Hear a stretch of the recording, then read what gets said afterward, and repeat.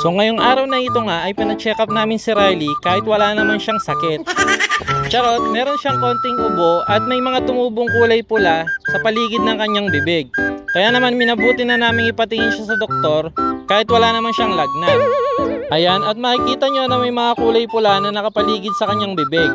Kaya naman dinala na rin namin siya sa ER dahil wala namang bayad dito ang pagpapa-hospital. Wow! Oo, tama ang dinig mo dahil dito ni isang kusing ay wala kang babayaran. Ayan, at tinitignan na nga at tinatanong ng doktor kung ano yung mga kulay pula sa kanyang bibig.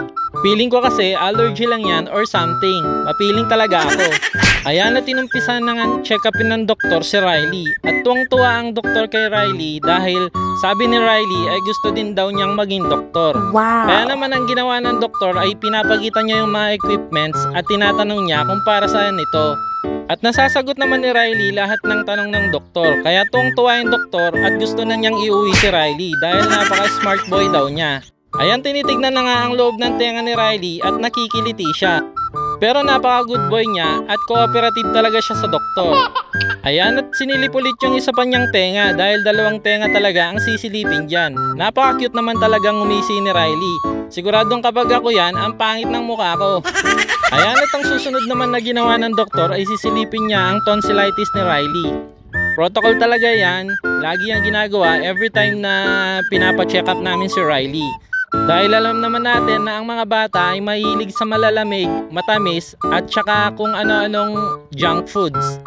Yun ang mga posibleng dahilan ng pagkakaroon ng pagmamaga sa lalamunan ng bata. Pero sa case ni Riley dito ay hindi naman talaga siya totally inuubo. May panaka-nakang ubo lang siya at dinala lang talaga namin siya dito sa ER dahil dun sa lumabas na kulay pula sa paligid ng kanyang bibig. So ayan, at napaka-cooperative naman talaga ni Riley at lahat ng sinasabi ng doktor ay ginagawa niya.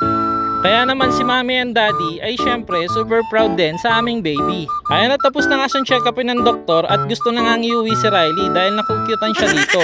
Tignan mo nga naman, sino mag-iisip na may nararamdaman ng batang ito dahil napakakulit.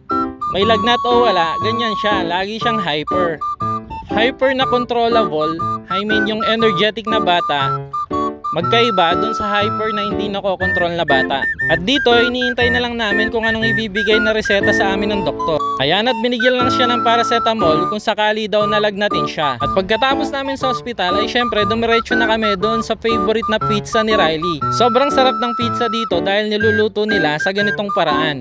So late upload na ito mga lods, yung mga batik na lumabas sa bibig ni Riley ay nawala rin kinabukasan. Pero dahil libreto lang bayad ang papapagamot dito ay sinusulit na rin talaga namin.